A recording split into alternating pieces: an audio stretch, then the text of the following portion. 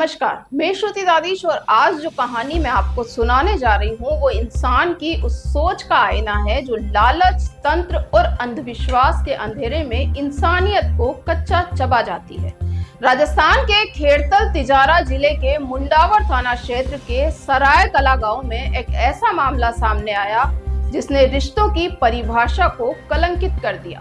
26 साल के मनोज प्रजापत ने अपनी ही गोद में खेलते भतीजे मात्र 6 साल के लोकेश की तांत्रिक के कहने पर बलि दे दी, सिर्फ इसलिए कि उसकी पत्नी उस पर हावी न हो, उसे टोके नहीं और घर में झगड़ा न हो। और इस पागलपन की वजह थी नशा, लालच और अंधश्रद्धा।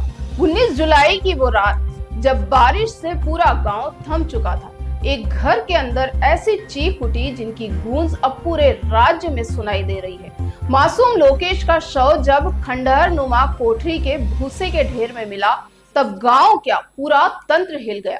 लेकिन इससे भी ज्यादा दिल दहलाने वाला था इस हत्या की वजह। मनोज तांत्रिक के कहने पर खून और कलेजा भोग के लिए निकालना चाहता था और इसके बदले में उसे पत्नी का कंट्रोल चाहिए था। अब सोचिए, जिस भतीजे को दिन भर गोद में लिए घूमता था उसी मासूम को बहला फुसलाकर बाहर ले गया। पहले बीड़ी और कुरकुरे लाने के बहाने उसे बहन के साथ भेजा, लेकिन रास्ते में देवांशी को लौटा दिया और लोकेश को अपने साथ खंडहर में ले गया। वहां सिरिंज से उसके शरीर से खून निकालने की कोशिश की, फिर गला घोटकर हत्या कर दी। तांत्रिक के कहे अनुसार शव को भूसे में छिपा दिया ताकि बाद में उससे कलेजा निकालकर भोग चढ़ाया जा सके। ऐसी हैवानियत सुनकर दिल कांप जाता है। लोकेश की मां बबली जब बोलती है कि दिन भर चाचा चाचा करता घूमता था और उसी चाचा ने उसकी जान ले ली, तो हर इंसान की रूह कांप उठती है। बबली की बहन गीता, जो मनोज की पत्नी है, उसने भी साफ कहा कि मनोज शराब, नशे और किसी अनजान कैप्सूल का आदी हो गया था। गीता उसे रोकती थी, लड़ती थी, मदद मांगती थी, लेकिन मनोज को चाहिए था बस आजादी, और वो आजादी उसने मांगी अपने ही भतीजे की बलि देकर। पुलिस जांच में खुलासा हुआ कि मनोज की बीवी के पीहर जाने के बाद वह बौखलाया हुआ था।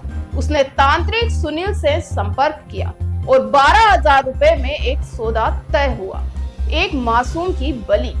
पुलिस ने दोनों को गिरफ्तार कर लिया और सिरिंज तक बरामद कर ली गई है जो हत्या में इस्तेमाल की गई थी। लेकिन इस घटना ने एक और भयानक सच को उजागर कर दिया।